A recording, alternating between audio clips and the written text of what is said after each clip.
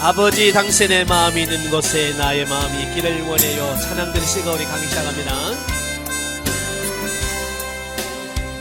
아버지 당신의 마음이 있는 곳에 나의 마음이 있기를 원해요.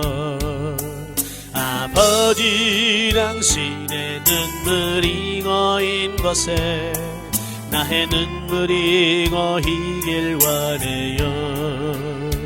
아버지 당신이 바라보는 영혼에게 나의 두 눈이 향하길 원해요. 아버지 당신이 울고 있는 어두운 땅에 나의 두 발이 향하길 원해요. 나의 마음이 아버지의 마음 알아 내 모든 뜻 아버지의 뜻이 될 수 있기를 나의 온몸이 아버지의 마음 알아 내 모든 삶 당신의 삶 되기를. 아멘. 기도하겠습니다. 은혜로우신 아버지 감사합니다. 오늘도 우리를 사랑하셔서 훈련의 장소로 인도하시고 신명의 말씀을 같이 상고할 수 있도록 이루셔서 감사합니다. 오늘도 말씀을 할 때 그 말씀들이 살아있는 말씀이요 생명의 말씀이 될 수 있도록 성령님 도와주옵소서. 시정을 맡겨오며 예수님의 이름으로 감사하며 기도합나이다. 아멘. 예, 이 시간에는 우리 교재 266쪽입니다. 신명기 교재 266쪽 제 26장이 나오게 되어지는데요. 26장부터는 26장은 4장 44절부터 시작되어진 그 모세의 세 편의 설교 중 두 번째 설교에 대한 결론 부분에 해당되는 말씀이에요. 그 결론에서 세 가지를 말씀해 주시는데요. 1절부터 11절까지가 뭐냐면 첫 열매를 하나님께 드려라. 그 말씀이에요. 예, 그러니까 가나안 땅에 들어가서 농사를 짓든 뭘 하든 첫 열매, 처음 익은 열매는 누구 거라고요? 예, 하나님의 것이라고 하는 거예요. 예, 첫 열매는 하나님의 것이기 때문에 하나님께 드려라 라고 말씀합니다. 자, 그러면서 그때 다음과 같은 신앙 고백을 드려야 된다. 이게 첫 열매를 드리면서 그냥 물질만 드리면 되는 게 아니란 말이에요. 열매만 드리면 되는 게 아니라 거기에 따른 뭐가 들어가? 신앙 고백이 들어가요. 신앙 고백. 그래서 뭐라고 고백해야 되느냐? 첫째, 먼저 하나님께서 그들의 조상에게 약속하신 가나안 땅을 기업으로 주신 은혜에 대한 감사. 하나님 감사합니다. 이 기업을 주셔서 감사합니다. 기업 주심에 대해서 감사하고, 두 번째로 소수 민족이었던 자신들을 크고 강하며 번성한 민족이 되게 하신 사실에 대해서 송축해라. 예. 소수로 왔으나 많은 민족을 이뤄서 이제 큰 민족을 이루게 하신 그 하나님께 감사하고, 세 번째로 애굽의 압제하에서 고통당했던 과거의 비참한 생활을 희생하면서 크신 능력으로 자신들을 구원하고 인도하여 내신 하나님의 섭리에 대해서 찬양해라. 네 번째로 그 밖에도 토지와 그 소산 모두가 하나님의 것이라는 고백을 해라라고 하는 거예요.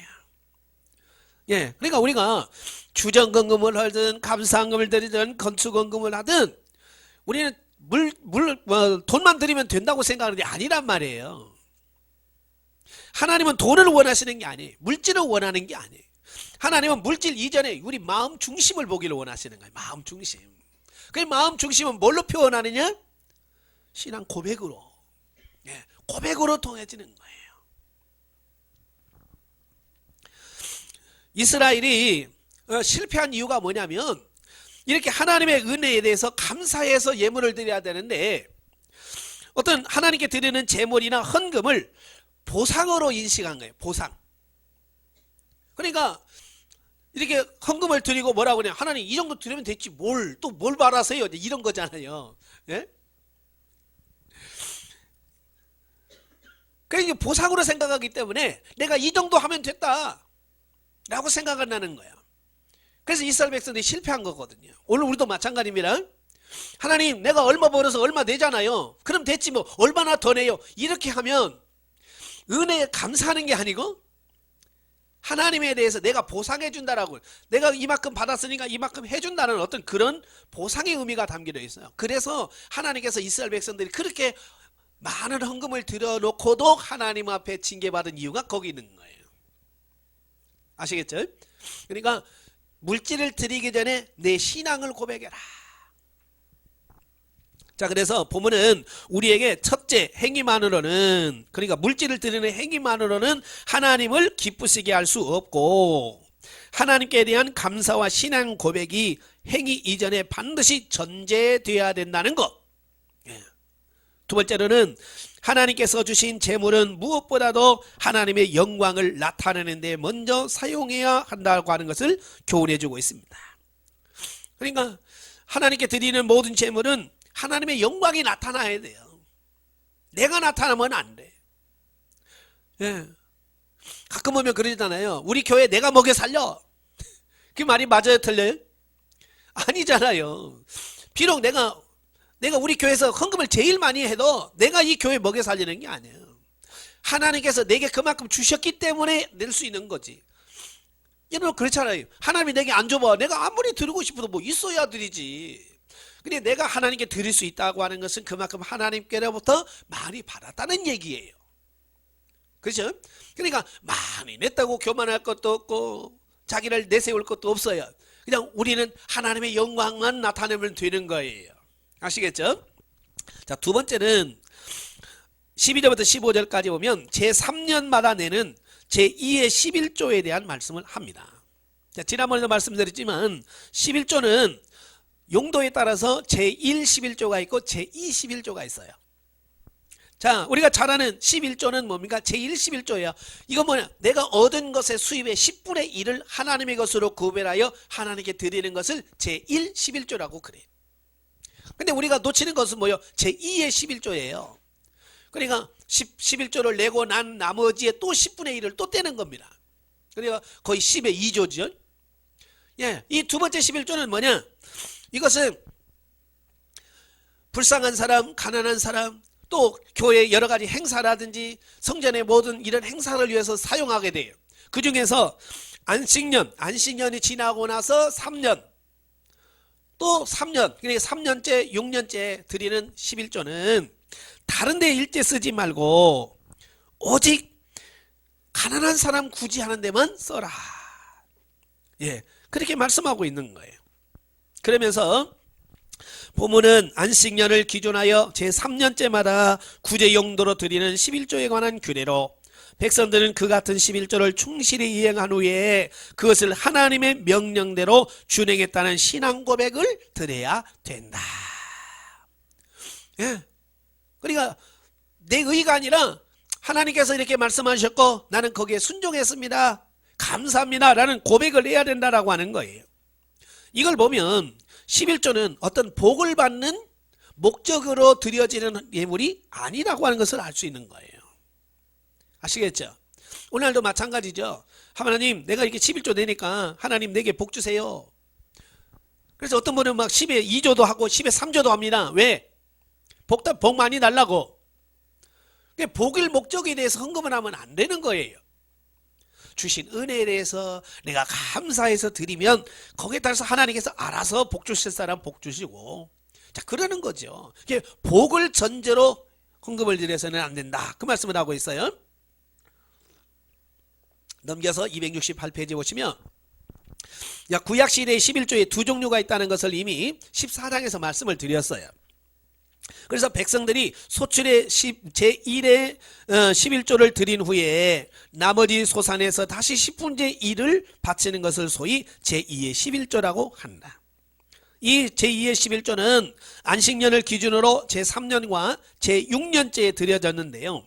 이 11조는 가난한 자와 불쌍한 자를 돕는 용도로 사용했습니다. 예.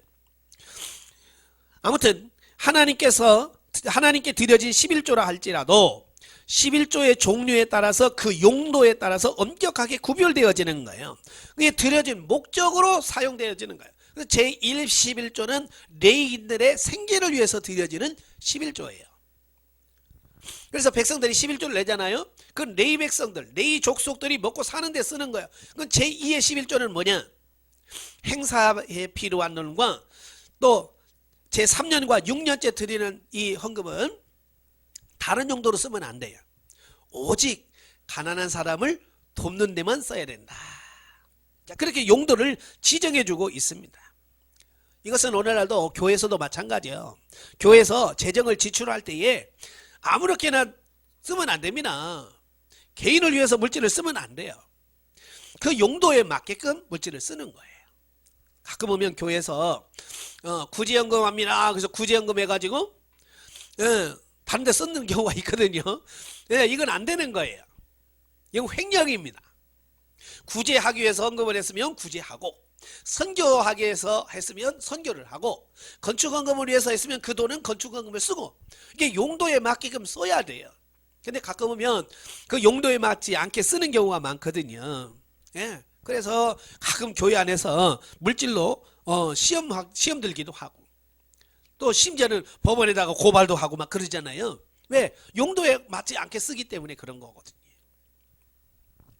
그 다음에 이제 16절부터 19절까지 보면 두 번째 설교의 이제 결론이죠. 결론 부분인데요. 이는 곧 가나안 땅에서 살 백성들이 명심해야 할 삶의 좌우명이라고 할 수 있습니다. 그래서 두 가지를 설명해줘요. 너희가 가나안 땅에 들어가서 사는데 좌우명. 첫째가 뭐냐? 하나님에 대한 인간의 태도로 백성들에게 하나님의 모든 율법을 힘써 지키며 또한 여호와를 그들의 하나님으로 인정하고 섬길 것을 촉구하는 권면입니다. 다른 말이 아니라 오직 하나님만 섬겨라. 하나님만 섬겨라. 우상숭배 이거 안 된다. 두 번째는 인간의 순종에 대한 하나님의 축복으로 백성들이 하나님의 뜻을 쫓아 행할 때에 하나님께서 그들을 자기의 보배로운 백성으로 인정하며 모든 민족에 뛰어나게 하시며 또한 거룩한 백성이 되게 하리라는 약속을 주십니다. 이 약속은 내가 하나님의 말씀에 순종할 때에 하나님께서 그렇게 만들어 주시겠다라고 말씀해 줍니다. 그러니까 첫째는 하나님만 섬길 것, 두 번째로 하나님 말씀에 순종할 것. 우리가 신앙생활하면서 이 두 가지는 잊지 말으셔야 됩니다. 아시겠죠? 어떤 상황에서도 하나님만 섬기셔야 돼. 그리고 하나님 말씀에 순종해야 돼. 자, 이상에서 보면은 우리들에게 첫째, 하나님을 섬기는 것이 삶의 일부가 되어서는 안 되며 삶의 전부가 되어야 된다는 것. 가끔 보면 신앙생활을 취미 삼아 하시는 분들이 계셔요. 심심해서 그냥 교회 가면 좀 좋아. 그래서 어쩌다 한 번씩 나와서 해주는 걸로 만족하는데 그건 아니에요. 하나님을 섬기는 것은 우리의 삶의 전부가 돼야 돼. 나의 모든 삶이 하나님을 섬기는 일이 돼야 돼. 직장에서 내가 일을 해도 돈 벌기 위해서가 아니라 내가 하나님을 섬기고 하나님 영광을 위해서 내가 일하는 거예요. 아시겠죠? 그러니까 모든 삶이 하나님을 섬기는 데다 초점을 맞추셔야 돼. 근데 지금 우리가 그게 안 되잖아요. 그죠? 교회에서는 조금 예배 드리는 것 같은데, 교회 문 딱 나가는 순간에 하나님과는 상관없이 내 마음대로 살아가는 경우 많거든요. 이건 아닌 거예요. 두 번째로는 모든 계명은 단순히 알고만 있으라고 주신 것이 아니라 지켜 행하라고 주신다. 그죠? 성경 말씀은 너 알고만 있어. 그게 준 게 아니에요. 이렇게 살아라고 주시는 거예요. 살아라고 주시는 거예요. 그러니까 우리가 그 말씀이 정확하게 무슨 말씀인지 알고 순종하면서 사는 삶이 돼야 돼요. 나라에도 법이라는 게 있잖아요. 여러 법이 있는데 그 법은 알고만 있으라고 준 게 아니라 그 법에 맞도록 살아라는 거예요. 그래서 그렇게 맞게 살면 나라에서 보장해 줍니다. 그러나 그 법을 어기면 그 법대로 제재가 오는 거예요. 우리가 뭐 교통법규라는 게 있잖아요. 신호등은 어떻게 지키며 속도는 몇 킬로로 갈 것이고 이런 거 다 하잖아요. 그렇게 정상적으로 내가 잘 지키면 사고가 나도 국가에서 책임져 주는 거야. 그러나 그걸 어겼을 때는 제재가 오는 거예요. 우리가 하나님 말씀도 마찬가지예요. 하나님의 말씀대로 잘 순종하면 하나님께서 약속하신 복이 우리에게 임한다 그 말이에요. 세 번째로 하나님의 계명을 준수하고 그리스도를 주로 고백하는 자만이 하나님의 보배로운 백성이 될 수 있다는 교훈을 준다. 그러니까 명칭만 갖고 있으면 안 돼요. 나 하나님의 자녀예요. 나 예수 믿는 사람이에요. 나 기독교인이에요. 라는 그것만 가지고 있으면 안 돼요. 하나님의 말씀대로 순종하고 그렇게 살아갈 때에 하나님의 보배로운 성민이 되어진다는 것을 말씀해 주고 있습니다. 자, 27장으로 가죠. 자, 27장에 보면 에발산과 그리심산에서의 축복과 저주 선포에라는 말씀을 합니다. 1절부터 10절에 보면 율법의 비문을 축조하라. 돌비를 세우라는 얘기죠. 자, 본장부터 27장부터 30장까지는 신명기에 나오는 모세의 설교 세 가지 중에서 마지막 세 번째 설교입니다. 세 번째 설교인데요. 그 시작을 하면서 주제가 뭐냐? 백성들이 하나님의 말씀에 순종함으로 축복된 삶을 영위하여야 한다라고 하는 것을 말씀해 주고 있습니다. 그러니까 백성들이 복을 받을 수 있는 비결이 뭐냐? 하나님 말씀에 순종할 때다. 하나님 말씀에 순종할 때 복이 오지. 제가 누차 말씀드렸죠. 복 달라고 기도하라고요? 하지 말라고요? 복 달라고 기도하지 말라고 했어요. 복 달라고 기도한다고 해서 복 주는 게 아니에요. 하나님은 뭐냐면 내 말을 지키고 내가 명령한 명령을 지키면 내가 복을 주겠다고 약속한 거지. 복 달라고 해서 준다는 말이 없어요. 말씀에 순종하세요. 그러면 약속하신 복이 그냥 오는 거예요. 그래서 보면은 세 번째 설교의 서두로서 백성들이 가나안 땅에 들어간 후 맨 처음으로 이행해야 할 의식에 대해서 설명합니다. 다시 말하면 백성들에게 가나안 땅에 들어간 직후에 에발산이라는 산에다가 돌비를 세우라는 거야. 돌비를 세우고 그 다음에 석회를 발라. 하얀 석회를 바른 다음에 그 다음에 거기다가 율법을 기록해라. 하나님의 말씀을 돌비에다 새겨놓으라고 말씀하는 거예요. 그게 얼마나 중요한 거예요. 사실 이 고대 사회에서는 특별한 어떤 기념될 만한 사건이 있거나 상호 간의 언약을 나타낼 때 일반적으로 돌비를 세우는입니다. 그죠? 돌을 세우는 게 많이 나오죠.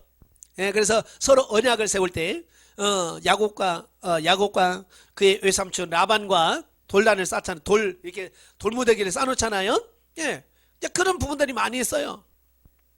그처럼 모세 역시 하나님의 선민 이스라엘로 하여금 약속의 땅에서 하나님의 뜻에 따라 살겠다는 의지의 표시로 돌비를 세우고 거기다가 하나님의 계명을 새겨서 기념비로 삼도록 만들었다라는 거예요. 그런데요, 여기서 이제 하나님께서 말씀하신 게 뭐냐면 그리신산도 있고 에발산도 있는데 왜 저주를 상징하는 에발산에다가 돌비를 세우라고 하시는가라는 거예요. 우리 같으면 축복을 선포하는 그리심산에 세우는 게 낫잖아요. 그죠? 근데 왜 저주를 상징하는 표상하는 에발산에 세우라고 하는 거냐? 의미가 있다는 거예요. 그게 뭐냐? 첫째는 율법 아래에 있는 자는 여전히 저주 아래에 있음을 깨우쳐 준다는 거예요. 율법 아래에 있는 자는 저주를 받은 자다.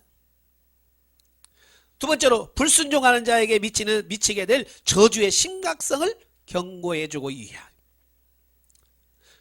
세 번째로 구속사제 측면에서 죄와 저주가 희생제사로 말미암아 속죄함을 받게 될 것을 보여준다. 다시 말해서 에발산에서의 희생제사는 죄와 저주 아래 놓인 인간이 장차 그리스도의 십자가 희생으로 말미암아 구속함을 입게 될 것을 예표한다는 말이에요. 그러니까 이런 의미를 가지고 있어서 저주의 산인 에발산에다가 돌비를 세우라고 말씀하고 있어요. 그러니까 하나님께서 이렇게 명령하시고 하시라고 하는 데는 다 의미가 있는 거예요. 그러니까 그런 의미를 알면 아하 그렇구나 인식할 수 있네. 그 의미를 모르면 우리는 계속해서 왜 그랬지? 이해가 안 되네? 그래서 순종이 안 된다는 말이에요. 그래서 우리가 성경을 공부하고 성경을 연구하는 이유가 바로 거기 있어요. 정확하게 알자는 거예요. 하나님의 의도가 무엇이고 하나님께서 하시고자 하시는 게 뭔지, 정확하게 아는 게 중요한 거예요. 자, 그런데 여기서 한 가지 이제 주의사항이 있어요. 돌비를 세우고 그 다음에 제단을 쌓아서 하나님께 감사의 제사를 드리라고 그랬는데요. 이 제단을 쌓을 때 주의사항이 뭐냐? 철기를 사용하지 말도록 요구하고 있습니다. 다시 말하면 일반 돌을 다듬어서 제단을 쌓는데 여기서는 단을 쌓을 때 다듬지 말라는 거예요. 예. 보통 제단은 네모 반듯하게 이렇게 탁 대리석 같은 걸 해서 아주 멋있게 만들잖아요. 그런데 하나님은 절대로 이런 철 연장을 사용해서 다듬어서 아름답게 꾸미지 말라는 거예요. 꾸미지 말라. 그 이유가 뭐냐? 이는 하나님께 나아가는 자마다 자신의 모습을 있는 그대로 드러내는 가식 없는 신앙을 지녀야 함을 교훈한다. 예, 자신을 꾸미는 것, 가식적인 어떤 것들을 배제하라는 얘기예요. 우리가 있는 그 모습, 우리 찬송가도 그렇잖아요. 내 모습 이대로 주 봐주옵소서. 네, 내 모습 그대로. 기도할 때도 내 모습 그대로 하나님께 올려드리는 게 중요한 거거든요. 근데 많은 사람들 기도하면서도 얼마나 자기를 포장하는지 몰라요. 예. 예수님이 그 기도에 대한 말씀을 하면서 그러잖아요. 세리와 그 바리새인들의 그 기도에 대해서, 바리새인은 많은 사람이 있는 곳에서 두 손을 들고 나는 11조를 정상적으로 잘합니다. 나는 이 세리들처럼 뭘 안 합니다. 그러면서 자기의 의를 막 드러내는 기도를 하잖아요. 근데 세리는 하늘을 우러보지 못하고 땅을 보고 나는 죄인입니다 라고 고백한다고 그랬죠. 그러면서 예수님이 뭐라고 그래요? 누가 의롭다함을 받는다고요? 예, 세리가 의롭다함을 받는 거다. 가식 없이 자기 있는 그대로를 하나님께 아뢰는 거, 그게 중요한 거예요. 아시겠죠? 뭐 하나님께서 내가 뭐 꾸며서 얘기한다고 하나님께서 모르실까 봐요. 하나님 우리 중심을 하시고 우리 모든 걸 다 아시는 분이신데 하나님 앞에 솔직하길 바래요. 하나님 앞에 솔직하게 내 자신을 그대로 내어드릴 수 있는 그런 삶이 되어야 될 줄로 믿습니다. 예. 그 다음에 11절부터 26절까지 보면 이제 축복과 저주에 대한 말씀을 합니다. 자, 백성들은 가나안 땅에 들어가 에발산에 돌비와 돌단을 쌓은 직후에 이스라엘이 12지파인데요. 12지파 중에서 6지파씩을 나누어요. 그래서 6지파씩 나뉘어서 그리심산에 6지파, 에발산에 6지파씩을 세우고 레위인들로 하여금 12가지의 저주를 선언하도록 합니다. 자, 그런데 여기서 그리심산에서 선 6지파는 축복을 받습니다. 축복을 선언해요.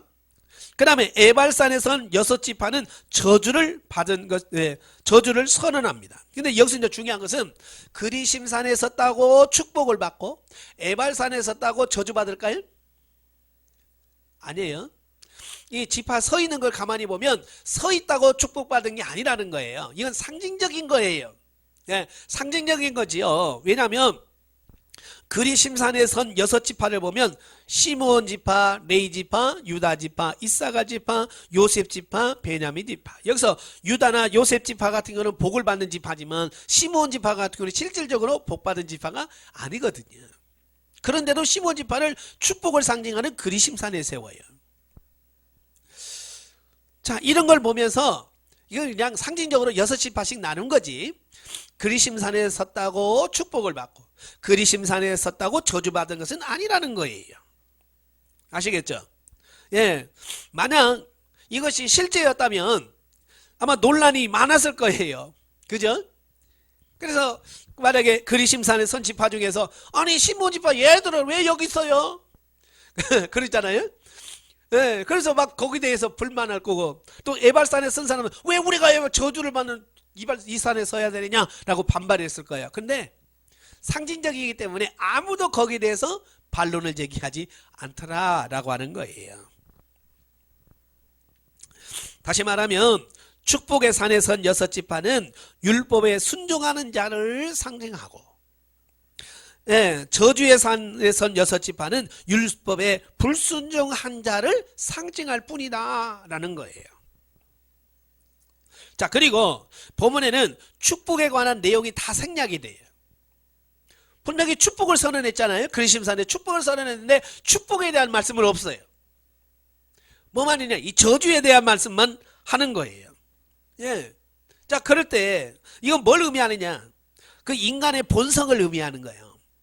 다시 말하면 인간은 본성적으로 범죄하기 쉬운 인간의 죄악된 심성에 강한 경각심을 일으켜 하나님께 저주를 받는 일이 없도록 하기 위한 조처였던 것 같다라는 거예요. 예. 예. 하나님도 우리가 얼마나 죄성을 띠고 있는지를 아신단 말이에요. 예. 그래서 더 강조해야 될 게 뭐냐, 축복보다는 저주에 대한, 왜? 죄질 가능성이 훨씬 더 많기 때문에 그런 거예요. 자, 한편 본문에서 나타난 그 12개의 저주가 나타나죠. 자, 여기에 12개의 저주가 나타나는데요, 그 저주를 살펴보면 모두가 뭐냐, 십계명의 내용과 연결되어 있는 것을 보게 돼요. 네, 십계명을 재해석해 주면서 그것을 지키지 않는 사람에게는 이런 저주가 있을 거다, 그렇게 선포하는 거예요. 예, 그래서 이와 같은 사실은 성도들의 기본 행동 원리가 십계명의 준수. 그러니까 내가 하나님을 믿는다, 그 하나님을 믿는다라고는 가장 기본적으로 지켜야 될 계명이 십계명인 거예요. 아시겠죠? 이 십계명 정도는 우리가 암송할 수 있고, 최소한 그 정도는 우리가 읽고 암송할 수 있어야 되고요. 그건 지켜야 돼요. 이 십계명을 보면 둘로 나뉘잖아요. 1계명부터 4계명까지는 하나님에 관한 계명이고, 하나님을 사랑하라는 얘기고, 그 다음에 5계명부터 10계명까지는 이웃을 사랑해라 라고 하는 부분이죠. 예. 그러니까 결국은 10계명은 뭐냐, 사랑하라는 거예요. 사랑하면 지킬 수 있고, 사랑하면 모든 계명을 완성할 수 있다는 거예요. 그러나 사랑하지 않으면 이거 지킬 수가 없어요. 하나님 사랑, 이웃 사랑이라고 하는 것을 분명히 기억하시고, 네, 순종할 수 있는 여러분 되시기를 바랍니다. 자, 그 다음에 이제 28장으로 넘어가면 인생의 전 영역에 미칠 율법 준수의 결과에 대한 말씀을 해요. 많은 분들이 신명기 28장을 좋아합니다. 그 중에서 1절부터 14절까지만 좋아하죠. 15절부터 마지막 절까지는 별로 안 좋아해요. 왜냐하면 1절부터 14절은 축복을 선언하는 내용이 나와요. 그 다음에 이제 15절부터 마지막 절까지는 저주에 대한 말씀을 해요. 참 우리는 저주 싫어해요. 그런데 왜 하나님께서 이 축복과 저주를 선언하냐면 분명하게 그걸 지적해 주는 거예요. 그러면서 어떻게 하면 복을 받을 것이며 어떻게 하면 저주를 받는지에 대한 말씀을 하시는 거예요. 그러니까 저주의 말씀을 하느냐 안 하느냐가 중요한 것이 아니라 축복이나 저주나 똑같은 말씀이에요. 순종하면 축복이 옵니다. 아무리 저주해도 내가 순종하면 저주가 임할까요? 안 임할까요? 안 임하는 거예요. 반대로 내가 아무리 축복을 선언해도 불순종하면 저주 옵니다. 예. 그러니까 누가 나를 축복하느냐 뭐 저주하느냐가 중요한 게 아니에요. 내가 하나님 말씀대로 사느냐 안 사느냐가 달라지는 거예요. 예. 그러니까 성도들이 그래요. 목사님 좀 축복을 선언해 주세요. 축복 기도 좀 해주세요. 여러분들 축복 기도 좋아하죠? 만약에 여러분이 담임 목사님 여러분의 집에 신방 와가지고 축복 기도를 해주는 게 좋을까요? 저주 기도하는 게 좋을까요? 이 집에 가가지고 이 집에 저주를 주시옵시고 집안이 망하게 해주시고, 예? 그러면 어떡하겠어요? 다음부터 그 신방 받을까요? 안 받겠죠. 중요한 것은 저주를 선포하느냐 축복을 선언하느냐 그게 아니고 내가 축복받을 삶을 사느냐 저주받을 삶을 사느냐라고 하는 부분이에요. 그러니까 아무리 가서 이 집을 축복해 주시옵시고 막 침 튀기면서 해도 그 집이 하나님 말씀대로 안 살면 그 빈 축복이 아무 상관이 없다는 거예요. 반대로 아무리 그 집을 저주해도 그 집이 하나님의 말씀대로 살면 그 저주는 또 아무 의미가 없다는 거예요. 그러니까 순종하느냐 불순종, 이게 중요하다는 얘기예요. 자, 1절부터 14절은 순종에 따른 축복을 말씀합니다. 자, 본장은 순종과 불순종에 따른 축복, 복자가 빠졌네요. 축복과 저주의 구체적인 내용을 상세히 설명하고 있는데요. 그렇게 한 이유는 뭐냐면 순종에 따른 축복을 선택하도록 권고하려고 하는 거예요. 예. 아마 여러분도 어떤 물건을 사기 위해서 대리점이나 이런 데 가면 그 직원이 이 물건은 이런 장점이 있고요, 이런 좋은 점이 있습니다. 이 제품은 좀 비싸지만 어떤 기능이 더 좋습니다, 이렇게 설명해 주잖아요. 선택은 누가 해요? 내가 하는 거잖아요. 예? 그잖아요. 그러니까 하나님께서는 야, 축복받는 길이 여기 있다, 자, 저주받는 길이 여기 있다. 선택은 네가 해. 선택은 네가 하라는 거예요. 그러니까 하나님께서는 분명히 설명해 주는 거예요. 이렇게 하면 이런 복이 온다라고 설명을 해주고, 너희가 불순종하면 이런 저주가 온다. 선택은 네가 해라. 순종해서 복을 받을 거냐, 불순종해서 저주를 받을 거냐, 그 선택은 우리에게 달려있다는 거예요. 그래서 우리가 이제 선택에 대한 중요성을 말씀해주고 있습니다. 자, 그 가운데 먼저 순종에 따른 축복을 선언하는데요. 자, 개인적인 축복은, 개인적인 축복은 3절에 생활의 축복, 나가도 복을 받고 들어가도 복을 받고, 들에서 복을 받는 이 생활의 축복이고요. 두 번째, 자녀의 축복입니다. 그 다음에 세 번째가 소유의 축복, 6절에 출입의 축복. 자, 이렇게 개인적으로 순종하면 개인이 복을 받습니다. 그리고 민족인 백성이 다 하나님 말씀으로 순종을 하면 민족적인 축복을 주는데요. 민족의 우월성, 모든 민족에 뛰어나게 할 것이며, 그렇죠? 그 다음에 전쟁에 나가도 승리한다. 전쟁에서 승리의 복을 주시고, 그 다음에 그 민족이 부강해질 것이고, 또 민족의 명예를 향유할 것을 말씀해 줍니다. 그래서 머리가 될지언정 꼬리가 되지 아니하고, 위에만 있고 아래에 있지 않겠다라고 하는 말씀은 민족적인 축복을 주시는 것을 보게 됩니다. 자, 이 상에서 사실은 하나님의 계명을 지키는 자들에게 임할 축복의 분량이 얼마나 큰 거냐, 하나님의 말씀을 지키면 이런 복이 온다, 이런 큰 복이 오는 거야, 이걸 말씀해 주고 있는 거예요. 물론 이러한 사실이 하나님께서 인간을 단순히 행위에 따라 인과응보적으로 대하시는 분임을 나타내고자 한 것은 아니라, 사실 인간이 행위로 구원을 얻고 하나님의 은혜와 축복을 누릴 수는 없다. 왜냐하면 인간은 누구를 막론하고 다 죄인이요 의롭다함을 얻을 자가 없기 때문이에요. 그죠? 의인은 없나니 하나도 없다고 그랬어요. 다만 본문은 하나님께서 계명을 준수하는 자에게 주실 축복의 내용을 설명함으로써 하나님과 언약 백성 간의 올바른 관계 정립을 강조한 거예요. 즉 성경에서의 축복의 개념은 하나님과 올바른 관계 정립에서 나오는 결과물이라는 사실을 말씀하고 있는 거예요. 하나님과 올바른 영적인 관계가 맺어져야 그 하나님의 우리 복이 우리에게 임한다라고 하는 것을 말씀해 주고 있는 거예요. 죄지면 관계가 깨지잖아요. 불순종하면 관계가 깨지는 거예요. 순종하면 관계가 회복되어지는 이 부분을 보게 되는 거예요.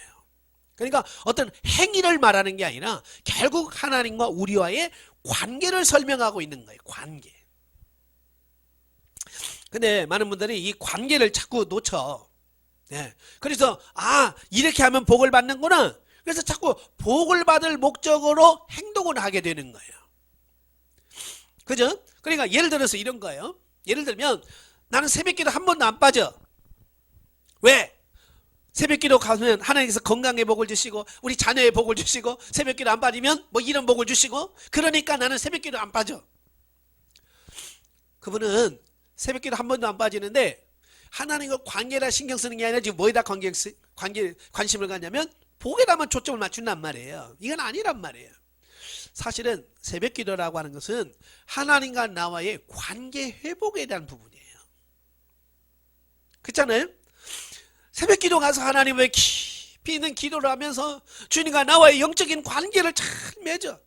그러면 그 나머지 부분적인 부분들, 건강의 문제, 자녀들의 문제, 물질의 문제, 경제력의 모든 문제들, 하나님과 관계가 풀리니까 이런 부분도 하나씩 풀려가는 거예요. 아시겠죠? 그러니까 무엇을 위해서 하느냐, 목적이 뭐냐, 이 부분이 굉장히 중요한 거예요. 근데 우리 한국 교회는 너무 이 복에다가 모든 걸 초점을 맞춰놔가지고, 헌금을 해도 복 받으려면 헌금하십시오, 복 받으려면 봉사하십시오, 복 받으려면 뭐 하십시오 라고 하는 말을 자꾸 하는데요, 자꾸 기복신앙으로 이거 우리를 끌어가는 거예요. 절대 그럴 수 없어요. 헌금도 하나님과 나와의 관계 회복을 위해서 헌금을 하는 거예요. 봉사도 마찬가지고 기도도 마찬가지고요. 이 관계만 잘 되면 돼요. 따라서 성도들은 외적인 축복을 얻으려고 애쓰고 수고하기보다는 복의 근원이신 하나님과의 바른 관계 정립을 위하여 말씀에 순종하고 준행해야 할 것이다 라고 하는 것을 보게 돼요. 그러니까 자꾸 복을 받는 데다 초점을 맞추지 마세요. 복을 받는 데 목적을 주다 보니까 어떻게 잘 보여야 될 것 같고, 나는 실제로 못 사는데 잘 보여야 될 거, 그래서 외식주의가 되는 거예요. 그렇죠? 가식적으로 교회 와서는 아주 잘 믿는 것처럼 꾸민단 말이에요. 하나님은 우리의 중심을 보시는 분이신데, 하나님은 절대 속지 않습니다. 하나님은 만홀히 여기실 분이 아니라 그 말이에요. 우리가 가볍게 우습게 볼 뿐이 아니에요. 자, 그 다음에 이제 15절부터 68절까지 보면 불순종에 따르는 저주를 말씀합니다. 자, 보면은 불순종한 자에게 임할 하나님의 저주에 관한 언급으로, 그 내용은 크게 개인적인 저주와 민족적 전체와 관련된 저주로 구분되어 있습니다. 아까 축복도 개인적인 축복과 민족적 축복으로 구분되어 있는 것처럼 저주도 마찬가지예요. 개개인이 불순종하면 개개인의 그 저주가 오고, 민족 전체가 죄를 지으면 민족 전체적으로 하나님의 저주가 온다는 거예요. 그래서 전자 개인적인 저주는 뭐예요? 일상생활에서의 저주가 나옵니다. 나가도 저주, 들어가도 저주. 그리고 후자 민족 전체에 관한 부분은 질병이라든지 한재, 전쟁에서의 패배, 또 국내적으로 닥칠 커다란 재앙, 또 산물의 저주와 명예의 실추, 네 번째 빈곤과 적의 침입, 전쟁 같은 것도 그냥 일어나는 게 아니에요. 하나님의 징계, 저주가 있을 때 꼭 전쟁이 일어나거든요. 자, 이스라엘 역사를 우리가 쭉 보면, 그 사사기 때 보면, 이제 사사기 때부터 쭉 보면 항상 전쟁이 언제 있냐면 이스라엘 백성들이 범죄하고 타락하면 전쟁이 일어나요. 그죠? 그냥 하나님 잘 섬기는데 전쟁 안 일어납니다. 그런 걸 통해서 지금 이미 신명기에서 말씀한 부분이에요. 너희가 하나님을 떠나면 적이 온다. 침입이 올 거야. 이걸 말씀해주고 있는 거예요. 그러니까 이 말은 무슨 말이냐면, 우리 가정이나 어떤 국가적인 어떤 재앙이 오면 우리가 회개해야 되는 거예요. 하나님 앞에. 하나님, 우리 민족이 무슨 죄를 지었습니까? 하나님 앞에 회개하고 돌이키셔야 돼요.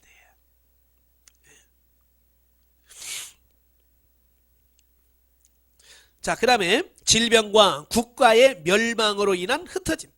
이제 마지막, 그렇게 저주하고 저주해도 끝까지 회개하지 않으면 마지막이 뭐냐면 나라가 아예 없어져 버리는 거예요. 그리고 흩어버리는 거예요. 흩어버리는 거예요. 자, 우리나라도 마찬가지죠. 우리나라 경험했잖아요. 5천년 역사라고 하지만 5천년 역사에 우상숭배만 하고요. 그랬어요. 그러니까 일제시대 때 이 나라의 국호를 잃어버리잖아요. 그죠?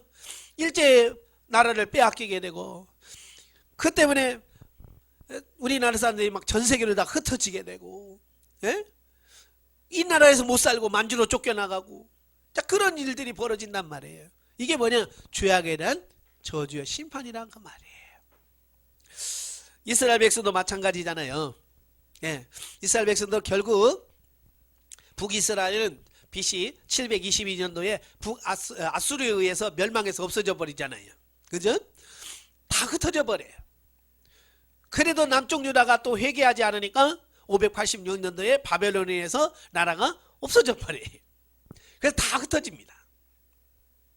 그래도 하나님께서 회개시키고 70년 만에 다시 돌아오게 해서 이스라엘이라는 민족을 형성하게 해야지. 그런데 예수님이 구원하러 왔는데 예수님을 안 받아들이는 거예요. 거부하는 거예요. 예, 예수님을 거부하고 십자가 못 박혀 죽이는 거예요. 그래서 하나님께서 결국 AD 70년에 이스라엘을 로마에 의해서 다시 싹 쓸어버리는 거예요. 그래서 지구에 이스라엘 나라가 없어져 버렸어요. 다 모든 나라로 흩어버렸어요. 그러다가 1848년에 5월에 영국에 의해서 유엔에 의해서 이스라엘이라는 나라가 거의 2000년 만에 다시 독립을 하게 돼. 그게 뭐냐? 하나님 말씀에 불순종한 결과예요. 그 신명기에 말씀하신 그 내용이 그대로 적용되어지고 있다는 것을 우리에게 보여주고 있는 거예요. 그러니까 이 신명기 28장 보면서 에이 설마 이러겠어? 라고 하죠. 아니에요. 이스라엘 역사를 보면 그대로 되어지는 거예요. 하나님 말씀은 진리입니다. 그렇기 때문에 그대로 되어지는 거예요. 그래서 이 말씀대로 잘 기억해서 우리가 순종하면 복을 받고 불순종하면 저주를 받게 된다는 걸 꼭 기억하시면 좋겠습니다. 자, 그런데 이러한 저주의 내용은 점진적으로 보다 크고 중대한 것으로 확대되어 간다는 것이 특징 중에 하나이다. 그러니까 이 저주가 점점 커져요. 확대되어져 가죠. 이러한 사실이 뭐냐면 본문에 나타난 저주의 내용이 단순히 불순종하는 자를 징계하는 데 있는 것이 아님을 시사해 주는 거예요. 실상은 최대한 백성들의 범죄적인 성향을 억제하고 비록 한순간 불순종하는 죄를 지어 하나님의 징계를 받아야 할지라도 속히 돌이켜서 순종함으로 그 다음에 미칠 하나님의 저주로부터 벗어나도록 하기 위한 방편으로 주신 것이다. 그 말이에요. 그러니까 조금 잘못했을 때 하나님의 말씀이 저주가 임하는 거예요. 그때 여기서 더 말 안 들었다가는 그 다음 저주가 임하네. 정신 차려야지. 그래서 회개하고 돌이키게 하시는 하나님의 뜻이 있는 거예요. 예. 근데 그걸 바로 이해를 해야 돼요.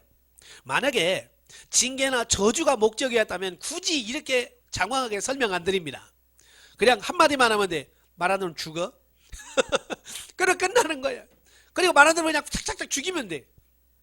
근데 하나님은 어떻게든 우리가 회개하고 돌이켜서 하나님 믿고 하나님께 돌아오는 게 목적이란 말이에요. 그래서 1차 강도, 좀 약한 징계, 그 다음에 또 말 안 들으면 두 번째 2차 무거운 징계, 그 다음에 최종적으로는 흩어버리는 징계까지는 이렇게 순차적으로 점차적으로 확대됨을 통해서 회개하도록 만드는 어떤 이런 부분을 보게 되어집니다. 아마 자녀들 키워볼 때 그런 거 있잖아요. 애들이 말을 안 들어. 그렇다고 해서 매를 때리기는 싫고, 이거 혼내기는 해야 되겠는데, 그죠? 혼내기는 해야 되겠는데 매는 때리기는 싫고. 그럴 때 부모가 하는 방법이 있어요. 매를 가지고 어딜 때려요? 방바닥을 때리잖아요. 그죠? 매를 가지고 탁 때리면서 야 진짜 말 안 들을래? 자 그러잖아요. 때리려면 그냥 때리지 왜 바닥 때려? 그죠? 바닥을 때린다는 말은 나도 때릴 마음 없어. 그러니까 내가 바닥 때릴 때 정신 차리면 안 맞는 거예요. 근데 바닥을 때리면서 너 말 안 들으면 맞을 거야. 그런데도 계속 말 안 들으면 안 되겠다 이리 와. 이때 직접 맞는 거예요. 그죠? 바로 이와 같은 거예요. 하나님께서 저주를 선포해요. 그리고 말 안 들으면 그 다음 결국은 순종해라 그 얘기를 하고 있는 거예요. 하나님이 그러니까 저주하면서도 하나님의 사랑이 거기에 묻어 있는 거예요. 절대 하나님은 우리가 저주를 받고 망하는 게 하나님의 뜻이 아니라는 거예요. 하나님은 우리가 다 복받기를 원하고요. 우리가 다 구원에 이르기를 원하시는 거예요. 하나님은 모든 백성들이 다 구원받기를 원하는데 이 백성들이 악해서 스스로 범죄하고 타락해서 멀리 가니까 이게 문제라 그 말이에요. 여러분도 마찬가지예요. 하나님은 항상 여러분을 사랑하고 계시고 구원하기를 원하시고 복 주시기를 원하시는 거예요. 제가 성경 보면서요, 하나님은요 복을 못 줘서 안달이신 분이에요. 단지 우리가 복 받을 짓을 안 해. 복 받을 짓을 못 해. 그러니까 하나님은 복 주고 싶어서 막 안달인데 우리가 복 받을 짓을 못해서 하여 못 주어서 한이신 분이에요. 우리는 반대로 생각하죠. 하나님은 그냥 우리 저주 못해서 안달이신 분로 한단 말이에요. 예? 우리가 착각한 거예요. 잘못한 거예요. 하나님은 우리 복 주시길 원하시고 복을 못 줘서 안달하시는 분이에요. 그러니까 조금만 순종해도 하나님 복을 주시는 거예요. 순종하시길 바래요. 바로 신명에서 그 말씀을 하는 거예요. 한편 본문에 나타난 일련의 저주들은 역사상 이스라엘이 하나님의 말씀을 준행하지 아니하고 불순종할 때마다 성취되었다. 예, 그래요. 이 신명기 28장 15절 16절의 말씀은요, 이스라엘 역사성에 그대로 반복해서 나타납니다. 예, 이와 같은 예언의 성취는 하나님의 말씀은 반드시 실현되며 또한 불순종하는 자는 결코 하나님의 징계에서 피할 수 없음을 다시 한번 확인해 준다. 예, 절대로 피할 수 없습니다. 예, 하나님의 징계 심판 피할 수 없어요. 우리가 피할 수 있는 길은 하나님의 말씀을 잘 듣고 순종하는 길밖에 없습니다. 그러면 하나님의 징계와 저주가 절대로 여러분에게 임하지 않습니다. 순종하길 바래요. 예, 이게 중요한 게 뭐냐면 축복과 저주가 아니에요. 내가 하나님 말씀에 순종하느냐 불순종하는 거냐, 그 차이예요. 237페이지 보시면 영적 이해를 봅니다. 자, 본문에 나열되고 있는 끔찍한 재앙들은 죄악의 심각성을 보여줌과 동시에 범죄한 인간이 처할 수밖에 없는 비참한 상태를 나타내며 그러한 상황에서 구원해 주신 하나님의 은혜를 감사하며 그분의 말씀에 순종하게 한다. 결국 이 말씀을 하시는 것은 뭐냐? 순종해라. 제발 하나님 말씀, 내 말씀에 순종해라. 그 하나님의 그 마음이 담겨져 있다는 걸 기억하시면 좋겠습니다. 자, 29장으로 가지요. 자, 29장은 이제 모압 평지 언약 갱신에 대한 말씀을 합니다. 1절부터 9절을 보면 이제 하나님의 은총을 회고 되돌아보는데요. 본장은 이제 30장과 더불어서 이 신명기에 어찌 보면 실질적인 결론 부분이라고 할 수 있어요. 왜냐하면 모세는 지금까지의 권면과 교훈에 입각해서 이스라엘과 모압 평지 언약을 맺고 있기 때문이다 그랬어요. 자, 여기서 모압 평지 언약이라고 하는 말이 붙어 있는데요. 이 이스라엘 백성들이 시내산에서 1차 언약을 맺지요. 예. 애굽에서 나온 제1세대들과 시내산에서 언약을 맺어요. 그런데 그 광야 시내산에서 맺은 1세대들은 어떻게 됐어요? 40년 광야 생활하는 도중에 다 죽어서 없어졌잖아요. 그죠? 1세대의 언약 대상자는 다 없어졌어요. 그 지금 있는 사람은 누구냐?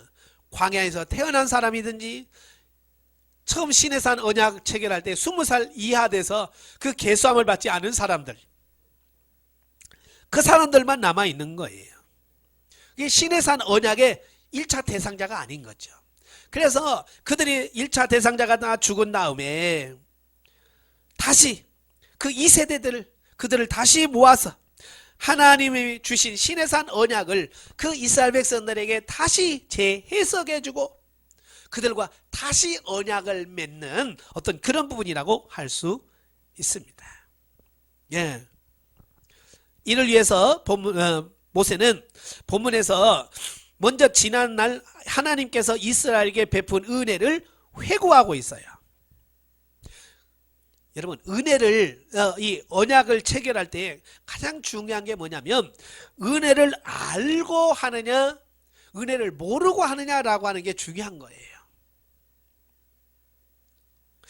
제가 며칠 전에 그 뉴스를 보는데 이런 내용이 나오더라고요. 뭐 90 몇 세 되신 노인분이 아들을 법정에다 고발하는 내용이 나와요. 그게 뭐냐면 내가 노년에 나를 잘 부양하라고 재산을 물려줬단 말이에요. 유산을 상속했는데 이 자식이 막 팔아먹고 잘 안 해주는 거예요. 그러니까 너 그거 다 내놔. 왜 나를 잘 안 섬겨? 부양을 목적으로 내가 줬는데 왜 안 섬기냐? 이제 그런 내용이에요. 자, 그걸 보면서 가슴 아픈 거예요.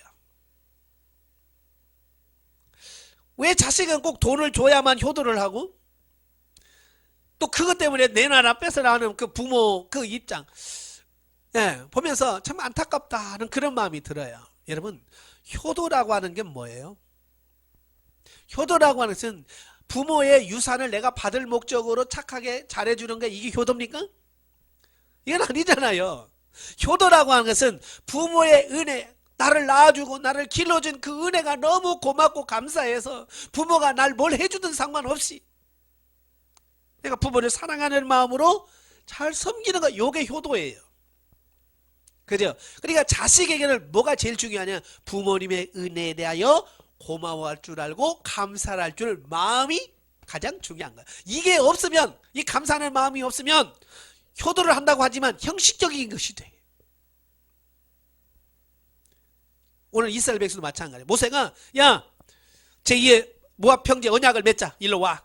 그래서 백성들 잘 모아놓고 제일 먼저 백성들에게 계속 말하는 게 뭐냐면 하나님이 너희를 어떻게 사랑했는지, 하나님이 너희에게 어떤 은혜를 주었는지 이걸 얘기하는 거예요. 왜? 그걸 정확하게 알아야 아 맞아, 정말 하나님의 은혜를 많이 베푸셨지.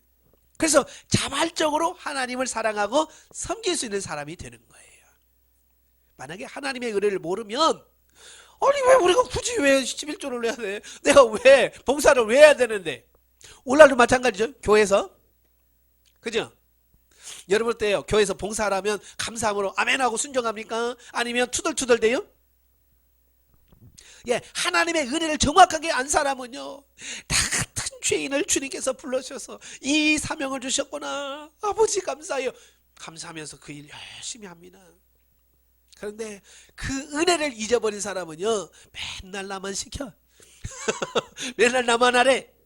그래서 투덜투덜 된다면, 왜? 하나님의 은혜가 뭔지, 하나님의 얼마나, 주님의 사랑이 얼마나 큰지를 모르니까 그렇게 될 수밖에 없는 거예요. 제발 하나님의 은혜를 먼저 아세요. 아시겠죠? 그래서 은혜를 받아야 돼. 하나님의 사랑을 받아봐야 하나님의 사랑이 얼마나 큰지를 알아서 내가 하나님을 섬길 수 있는 거고, 은혜를 받아봐야 그 은혜가 얼마나 큰지를 알아야 내가 하나님을 섬길 수 있는 거예요. 그래서 모세가 제일 먼저 한 게 뭐냐면 하나님의 베푸신 은혜를 말씀해 놓은 거예요. 그래서 하나님께서 이스라엘을 애굽에서 어떻게 구원해 내셨는지를 설명하고, 두 번째로는 광야 40년 동안 하나님께서 어떻게 그들을 인도하셨는지를 설명하는 거예요. 그리고 아모리 족속을 정복하고 그 땅을 두 지파 반에게 분배한 사건에 대하여 회상을 합니다. 예, 하나님께서 주신 복을 자꾸 얘기하는 거예요.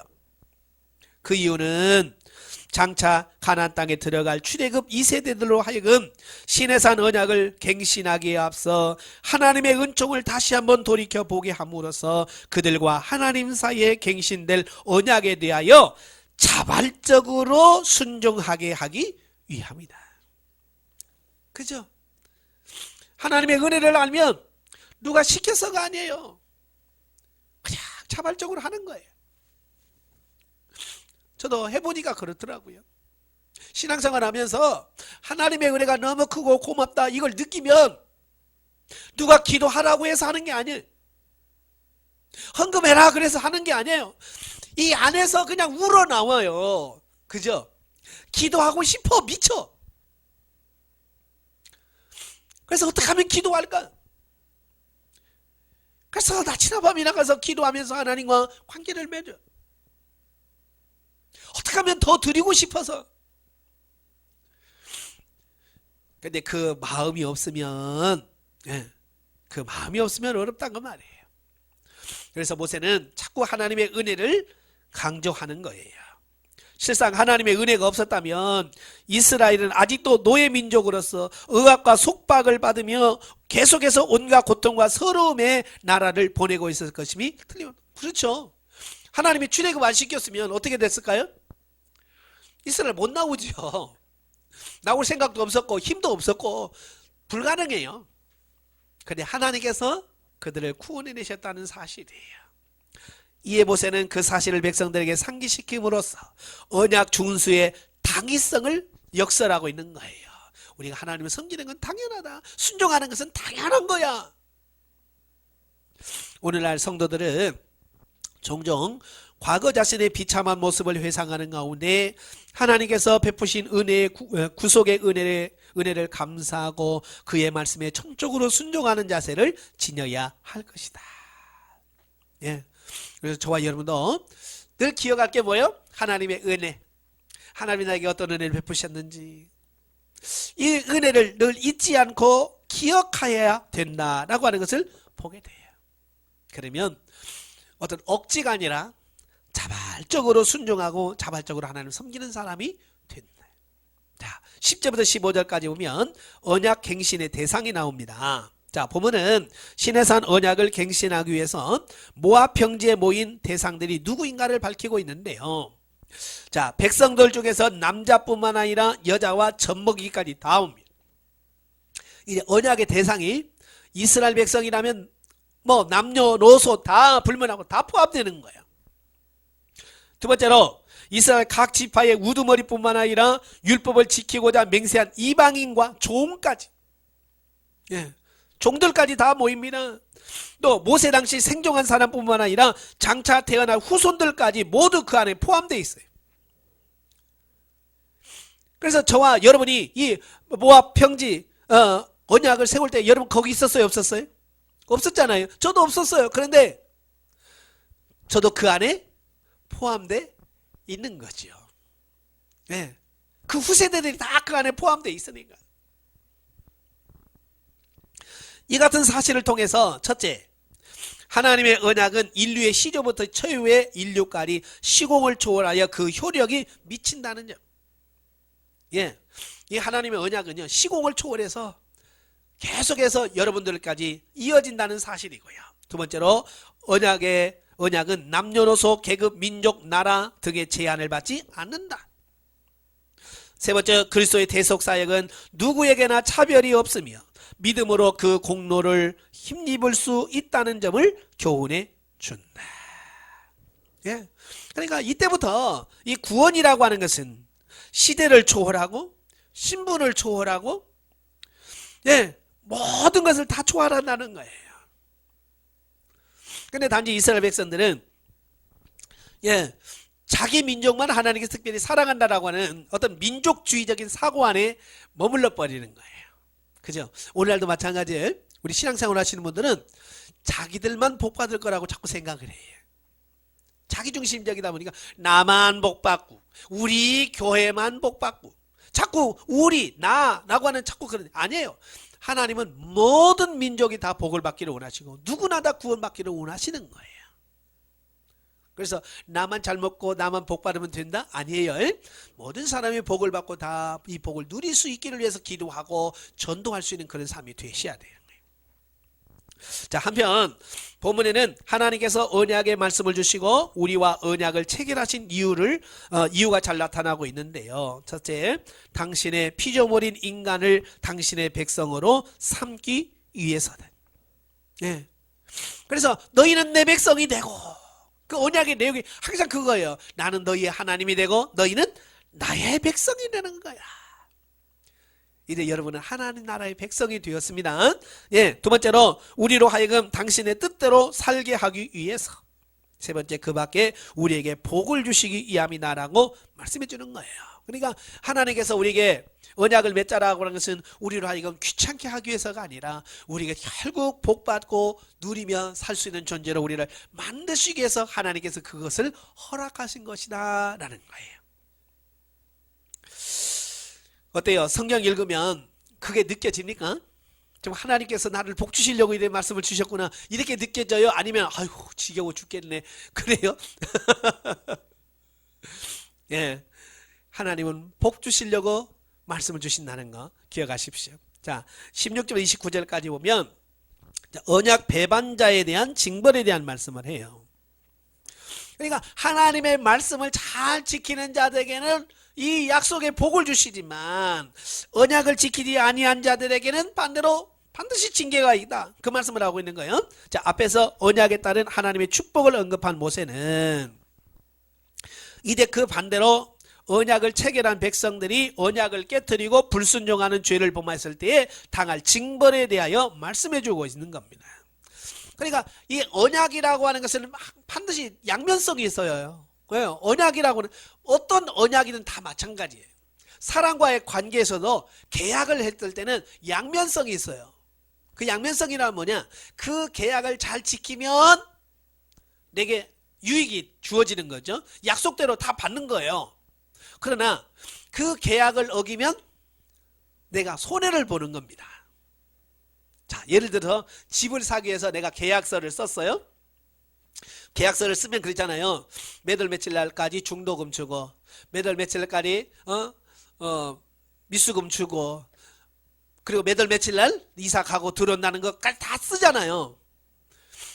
그래서 중도금 준다는 날짜에 중도금 주고 예, 다 착착착 주면 그 집이 내 집이 돼. 그죠? 근데 중도금 날짜가 됐는데 돈이 없어.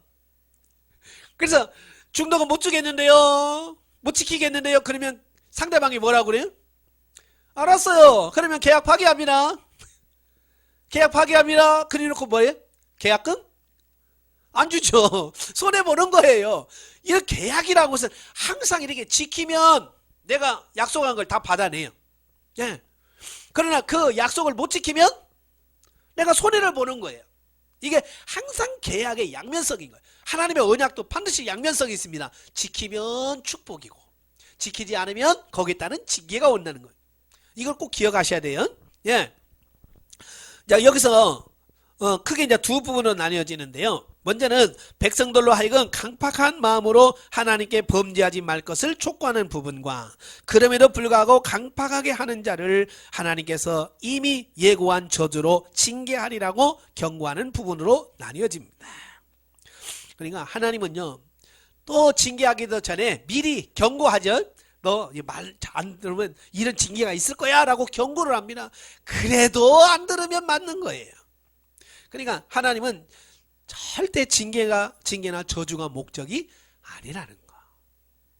오늘날에도 하나님께서 긍휼과 사랑으로 오래 참고 계시다는 사실을 모르고 하나님 말씀을 거역하며 회방하고 강팍하게 행하면서도 마치 영원히 평안하며 무사할 것으로 착각하는 자들이 주위에 수없이 많은데, 그러나 그들은 소돔과 고모라와 같이 반드시 하나님의 심판을 받게 될 것임을 명심해야 한다.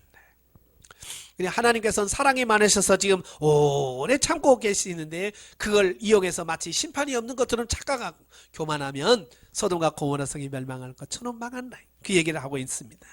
다시 말하면 하나님도 참으시는데 한계가 있으시다. 예? 하나님은 잘 참으셔요. 그런데 한계가 있으셔요. 하나님도 한계가 있어. 그래서 한계를 딱 넘어가면 심판하시는 거야. 그게 홍수 심판, 소돔과 고모라 심판, 이스라엘 백성들의 심판, 이걸 통해서 우리에게 지금 보여주고 있는 거예요. 지금 오늘도 하나님이 지금 우리를 참고 계속 너 좀 더 있으면 혼난다, 너 더 하면 혼난다, 그러면서 지금 우리가 기도 안 해도 하나님 뭐라고 하시죠? 야, 너 기도해야 될 텐데, 너 기도 안 하면 혼날 텐데. 하나님께서 지금 그러시면서 지금 여러분을 지금 이렇게 보고 계시는 거예요. 그러니까 정신 차려서 누가 뭐라고 안 해도 스스로 기도할 줄 알고 순종할 줄 아는 사람으로 바뀌어지셔야 됩니다. 자, 영적에 봅니다. 3절과 4절에서 하나님께서는 구약의 율법으로는 진리를 확실하게 깨달을 수 없도록 만드셨다.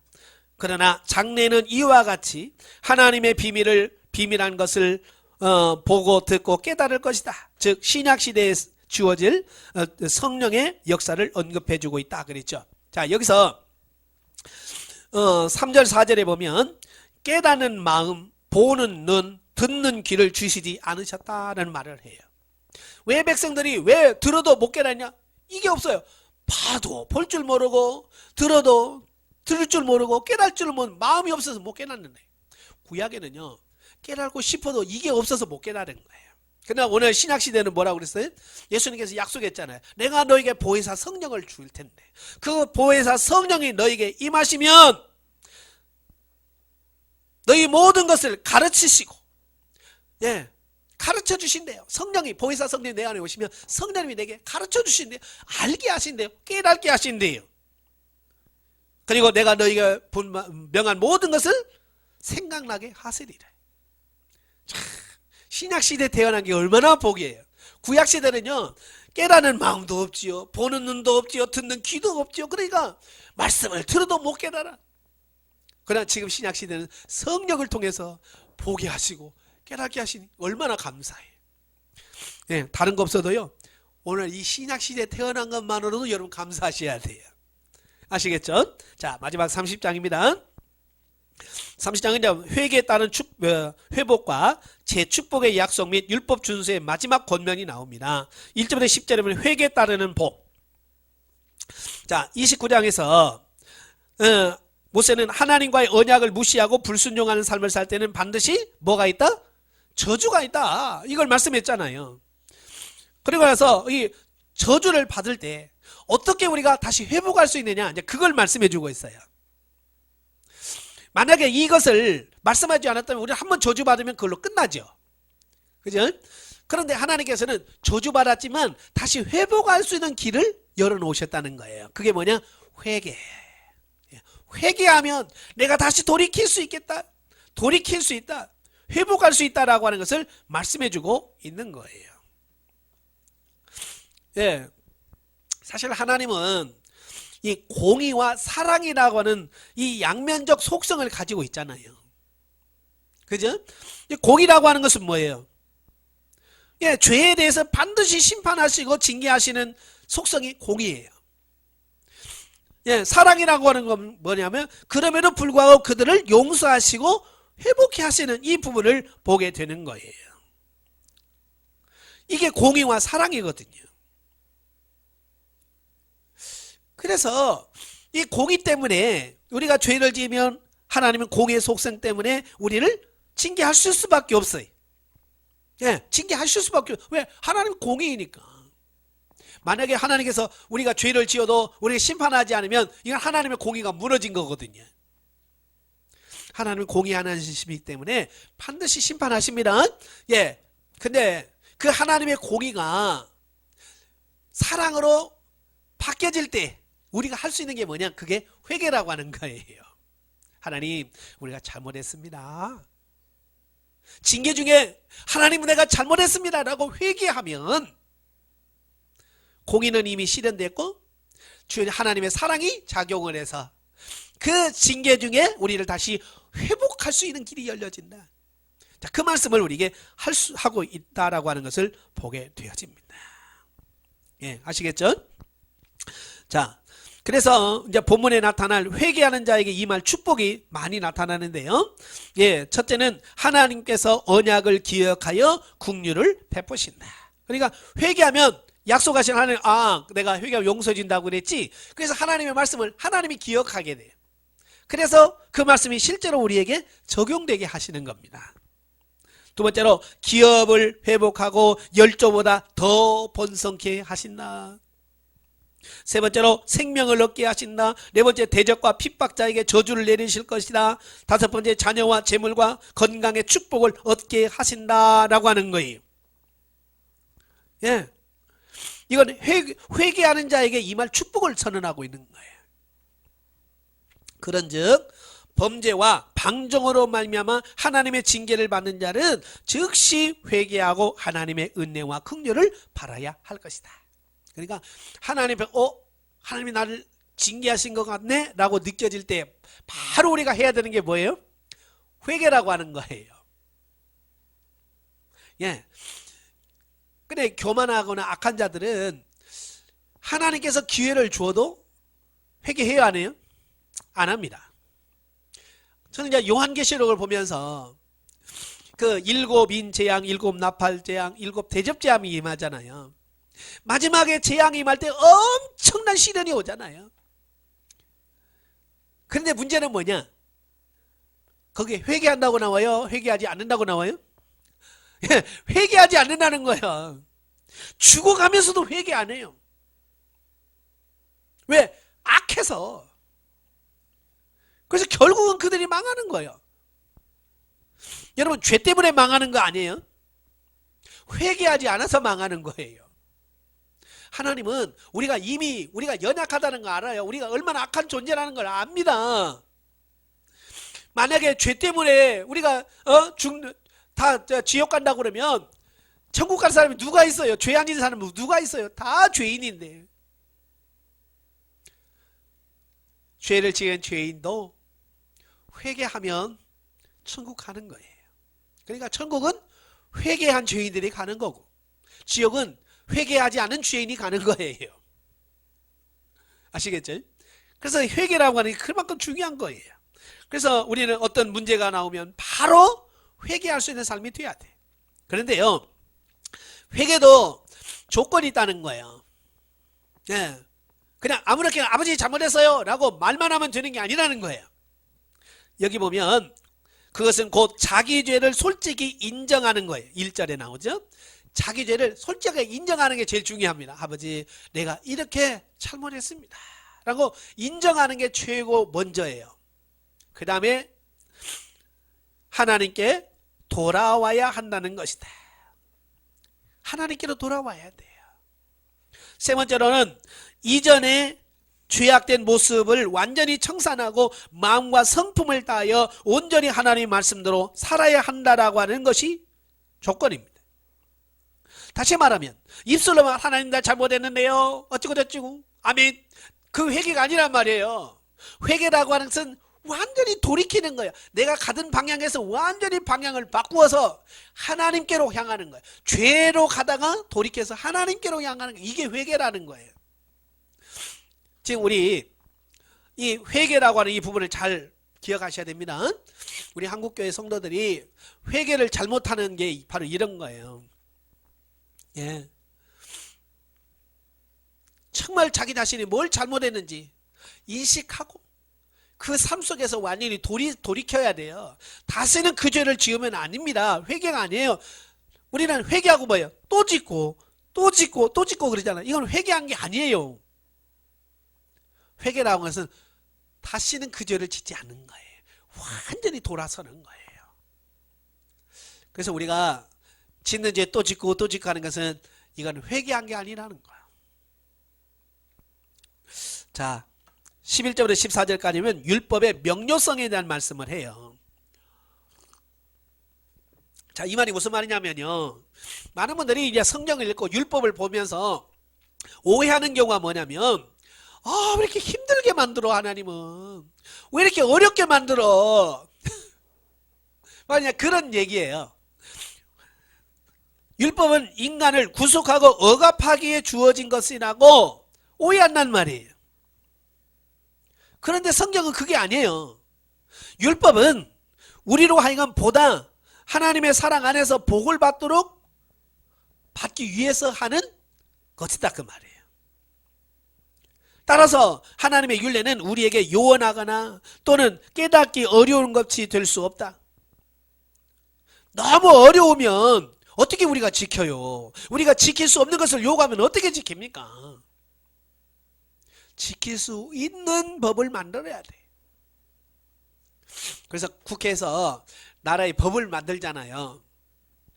법을 만들 때 잘못 만들면 잘 살자려고 만든 법이 사람을 더 괴롭게 만드는 법이 될 수 있다 그 말이에요. 그죠? 뭐 요즘에 무슨 음주운전에 윤창호법, 요즘에 또 민식이법, 여러 법을 만들잖아요. 예, 취지는 좋아요. 그런데 그것을 잘못하면 또 다른 전과자를 양성하는 어떤 그런 법이 될 수 있다는 얘기예요. 그러니까 법을 만들 때는 잘 만들어야 되는 게 중요한 거예요. 하나님은 우리에게 법을 주실 때, 율법을 주실 때 너 못 지켜서 지옥 가? 예? 지키지 말고 지옥 가? 이런 뜻이 아니라고 그랬죠. 분명히 우리에게 복을 받고 우리가 잘 살도록 하기 위해서 하나님께서 이 복을 율법을 주시는 거예요. 저도 이제 비유를 들면 이런 거예요. 저도 이제 예전에 교회에서 성도들과 야유회를 가요. 야유회를 가면 이래 이제 프로그램 중에 하나가 뭐냐면 보물찾기. 예, 보물찾기 해보신 적 있죠? 잘 찾아요, 못 찾아요? 어떤 분은 지금까지 한 번도 보물찾기 찾아본 적이 없다고 얘기를 하는데요. 예, 저도 잘 못 찾았어요. 옛날 학교 다닐 때도 보물찾기 많이 했는데 나는 왜 이렇게 안 보이는지 몰라요. 그래서 그 한이 맺혀가지고 지금은 이제 보물찾기 하면 잘 찾을 수 있도록 이렇게 조금씩 보이게 이렇게 해놓습니다.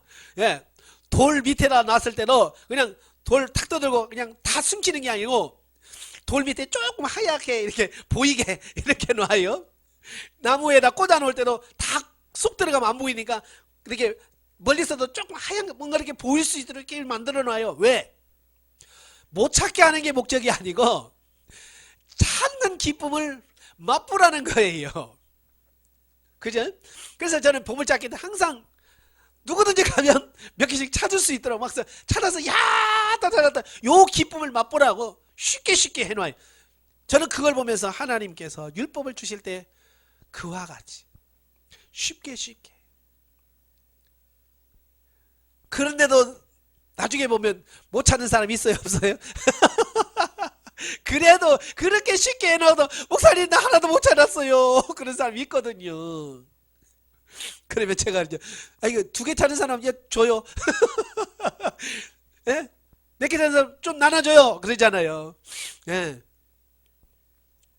목적이 주려고 하는 거지 선물 못 받게 하는 게 목적이 아니라서 그러는 거예요. 하나님도 마찬가지예요. 하나님께서 우리에게 저주받고 지옥 가도록 갔으면 우리가 지킬 수 없는 법을 말씀했겠죠.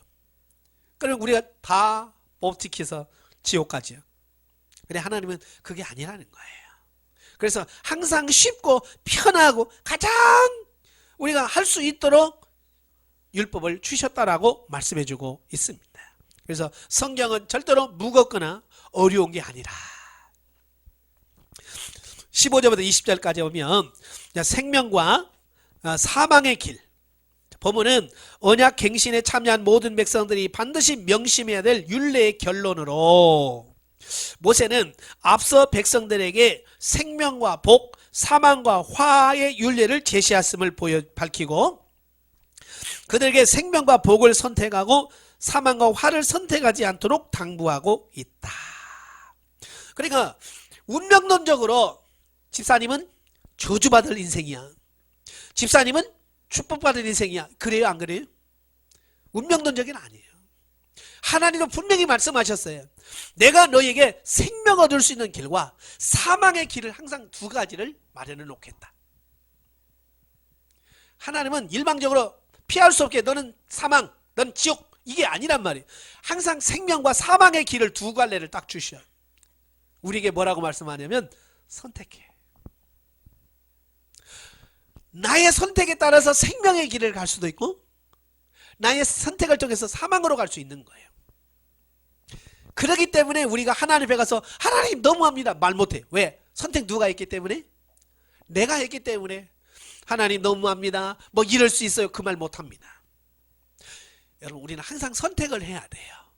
오늘 아침에도 여러분 일어나면서 여러분 선택을 해야 되잖아요. 그죠? 일어나면서 지금 일어날까? 5분이 일어날까? 선택해야 돼요. 그래서 벨이 울리자마자 벌떡 일어나면 좀 여유롭잖아요. 그죠? 왜? 여유 있게 알람 맞춰놓고 씻고 다 갈 수 있도록 미리 계산해서 알람 울려놓은 거거든요. 근데 아이고 좀만 아이고 추운데 좀만 하다가 10분 늦으면 10분 동안 흘러내게 해야 돼. 그죠? 내가 일찍 일어나느냐 늦게 일어나느냐 선택을 하고 그 결과로 내가 가져가는 거예요. 항상 우리는 순간순간 선택의 기로에 서 있는 거예요. 생명의 길이냐 사망의 길이냐. 우리 눈에 잘 보이면 좋겠습니다만은 이게 선택을 해야 되는데 이게 잘 모를 때가 많잖아요. 그래서 우리가 항상 하나님께 묻고 행하라고 말씀하는 이유가 그거예요. 우리는 선택을 잘 못해요. 왜? 우리 할아버지 할머니부터 선택을 못했어요. 아담과 하와부터 선택을 잘 못해요. 꼭 엉뚱한 거 선택을 하더라고요. 우리도 선택 네 맘대로 선택해봐. 그러면 우리도 잘못된 선택을 할 수밖에 없어요. 그래서 우리가 선택하기 전에 하나님 어떻게 하면 좋을까요? 뭘 선택하기를 원하십니까? 이 길 가기를 원하세요? 하나님 이 길 가기를 원하세요? 라고 하나님께 묻고 좋은 길을 선택하는 게 중요한 거예요. 우리도 물건을 살 때 잘 모르면 물어보잖아요. 뭐가 더 좋은 거예요? 그러면 가게 주인이 이야기할 거예요. 이건 장점이 이거고요. 이건 장점이 이거고 단점은 이런 거예요. 그 말을 듣고 그러면 주인이라면 뭘 선택할 거예요? 이거요. 그럼 나도 이거 선택하겠네. 그렇게 도움을 받는 게 중요하잖아요. 그래서 선택의 기로했을 때 내가 혼자 판단하지 말고 하나님 어떤 것이 생명의 길입니까? 하나님께 묻고 주님의 뜻을 따라 가는 것이 무엇보다 중요하다. 그 얘기를 하고 있습니다. 여러분 구원과 사망 사이에 중간은 있어요 없어요? 없습니다. 예, 사람은 항상 중간을 선택을 해요. 그래서 만들다 못해서 연옥까지 만들어. 예, 천국과 지옥 사이에 연옥이 있다. 없어요. 아시겠죠? 연옥 없어요. 중간은 없어요. 그냥 사는 거 아니면 죽는 거예요. 중간에 살다가 죽고 죽다가 사는 거 없어요. 그냥 사느냐 죽느냐는 거예요. 선택에 따라서 결과가 확실한 거예요. 그래서 끝까지 여러분들 선택하실 때 하나님 말씀 붙들고 잘 선택하시고 진리 생명이 되시기를 주님으로 축원합니다. 기도하겠습니다. 은혜로우신 아버지 감사합니다. 오늘도 우리를 사랑해 주셔서 신명의 말씀을 같이 상고하게 하셔서 감사합니다. 하나님 우리를 복을 주시려고 많은 생명의 길을 열어놓으셨지만 우리가 잘못된 선택으로 인하여 징계받을 때가 너무 많습니다. 하나님 선택하는 지혜를 주시옵시고 하나님께 물을 때마다 바른 길을 선택할 수 있도록 저들을 인도해 주시옵소서. 예수님의 이름으로 감사하며 기도합나이다. 아멘. 하나님께 영드립니다.